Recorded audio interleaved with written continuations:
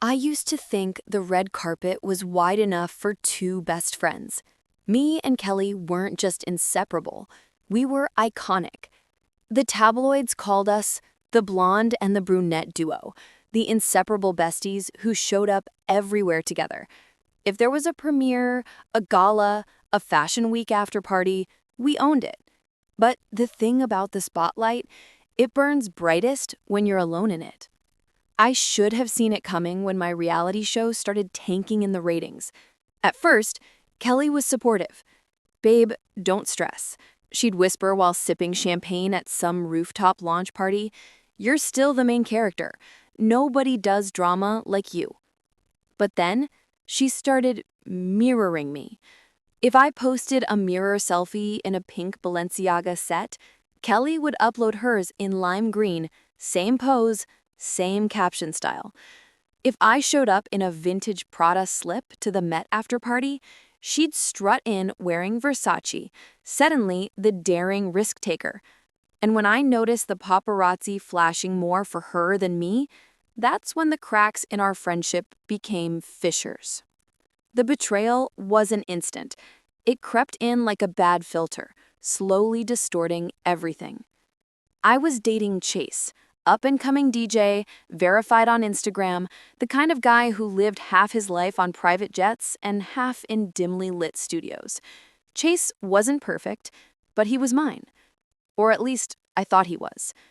One night, after a long shoot, I scrolled through TikTok and froze. There he was. Chase. My Chase. In the background of Kelly's Instagram story at a late-night industry mixer. Her manicured hand brushed across his shoulder like it belonged there. I told myself I was paranoid, that Kelly was my best friend and Chase was loyal. But deep down, I knew the story had flipped, and I wasn't holding the pen anymore. By spring, Kelly had basically cloned my life. I launched a morning routine vlog on YouTube.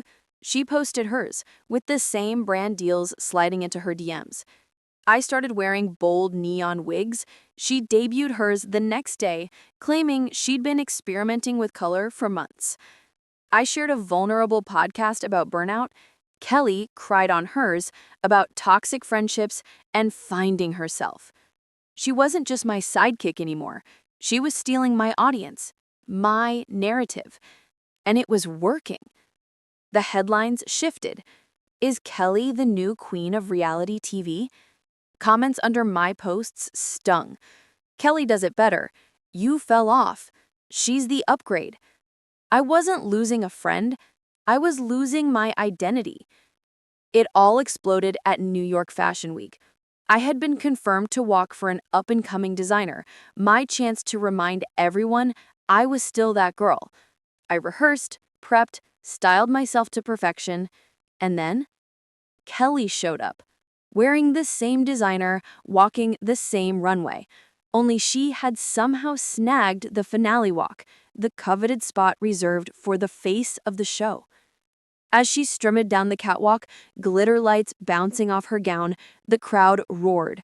I felt invisible, like I'd been edited out of my own episode. The cameras caught my frozen smile. Twitter memes called it the death stare seen around the world.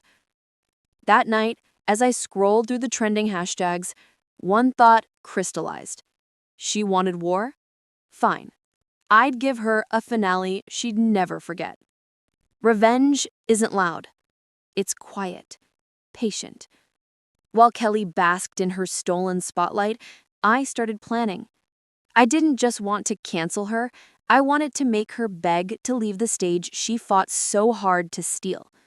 I built a plan in 3 acts. Exposure, show the world who Kelly really was. Humiliation, take away the pedestal she climbed on my back to reach. Reclamation, remind everyone that I'm not the sidekick, I'm the main character. And my first weapon? Chase. Because nothing goes viral faster than a cheating scandal. The opportunity landed in my lap like fate. Chase, drunk at 3 a.m., texted me instead of Kelly. "You up? Miss you." Pathetic. I screen recorded everything: the texts, the late night FaceTimes, the voice notes where he slurred my name like she didn't even exist. I didn't need to lie. The truth was scandalous enough. The next morning, I uploaded a carousel on Instagram. Slide 1, a glamorous selfie, captioned, "Never let a clown play you." Slide 2, screenshots of Chase's messages. Slide 3, a boomerang of me clinking champagne with someone hotter, richer, and infinitely more famous. Within hours, I was trending. Kelly's boyfriend exposed. Reality star strikes back. The comments lit up. Kelly copying her friend's life only to lose her man too? Karma. Main character energy.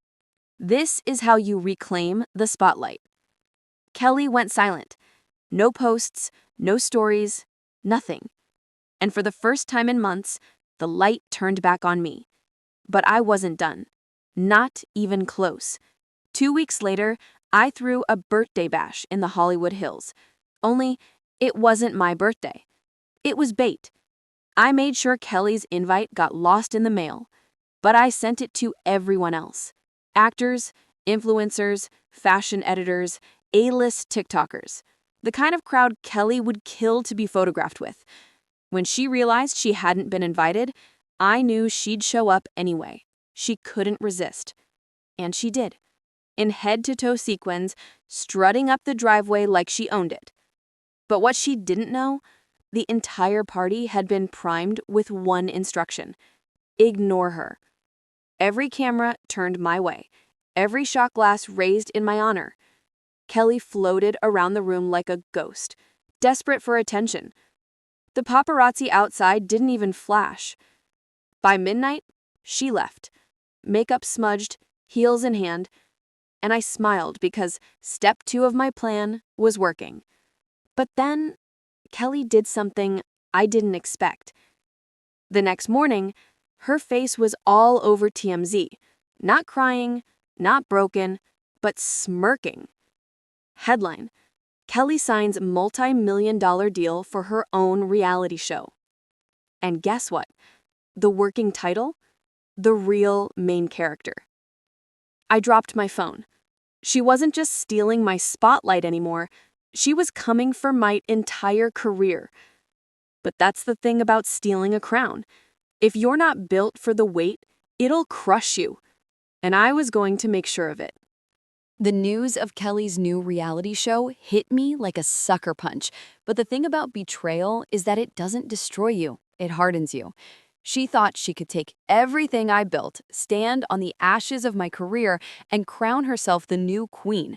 But I wasn't planning on watching her rise. I was planning on writing her downfall. The network deal she signed gave her access to the same production teams I had worked with for years. I knew their tricks, their editing styles, and most importantly, their thirst for scandal. Reality TV wasn't about talent, it was about chaos, and I had been its reigning architect long before Kelly even learned how to smize for a camera. So, I pulled strings. I called producers, whispered secrets, hinted at stories they didn't know they needed, and one by one, the cracks in Kelly's shiny new image began to form. The thing about building your entire identity on copying someone else is that eventually you run out of original material. Every move she made, the internet screamed, "We've seen this before, she stole it." Every outfit, every soundbite, every supposedly candid Instagram live was compared to mine. She wasn't the star anymore. She was my shadow. But shadows are dangerous. They follow you until you turn the light off completely. I decided to go bigger. Kelly's premiere party was set at a rooftop hotel in downtown LA, and the guest list was like the Met Gala without the rules. Paparazzi camped outside for days, and everyone knew this was Kelly's coronation, but I wasn't about to let her wear that crown uncontested. I arrived late, in a gown so sharp it could slice glass, with a date nobody saw coming, a chart-topping rapper who had just broken up with his supermodel girlfriend. Paparazzi swarmed, flashes turned night into day, and for the first time, Kelly's party wasn't about her. It was about me. The look on her face when I walked in, priceless. She was in sequence again, desperate to glow, but next to me, she flickered like a dying bulb. I toasted champagne with everyone she wanted approval from, and every conversation I had was louder, brighter, funnier than hers. She tried to interrupt, to claw the spotlight back, but people brushed past her like she was background noise. And I knew this wasn't the final blow. This was just softening her up. The real finale came 2 weeks later when her show aired. I didn't need to sabotage her directly. I let her do the work for me. See, Kelly had filmed a confessional where she spoke about me. Long rants about being used, about me being toxic and jealous.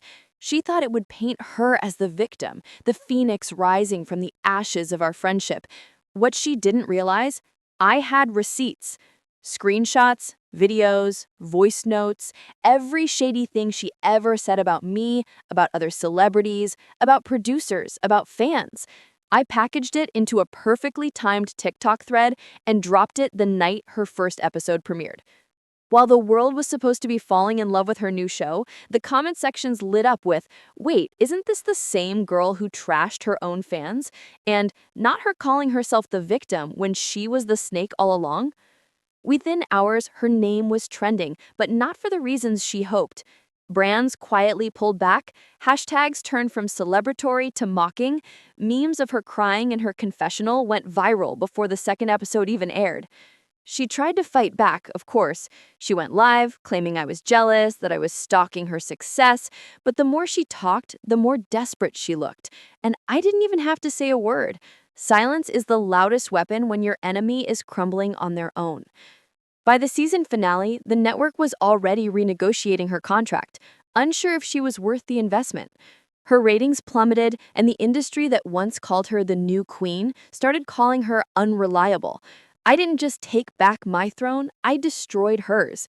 The last time I saw Kelly was at an after party during award season. She was alone at the bar, swirling her drink like it was the only friend she had left. No cameras turned her way, no groupies giggled at her jokes. She caught my eye, forced a smile, and in that second, I saw it. The realization. She finally understood she wasn't the main character. She was just a filler subplot in my story. I walked past her without saying a word, the crowd parting for me like I was royalty, and for the first time in a long time, I felt peace. Not because I had destroyed her, but because I had reminded the world and myself that the spotlight was never meant to be shared. And as I posed for the cameras outside with flash bulbs exploding and my name echoing through the night, I knew the war was over. Kelly tried to rewrite my story, but in the end, she was just a chapter.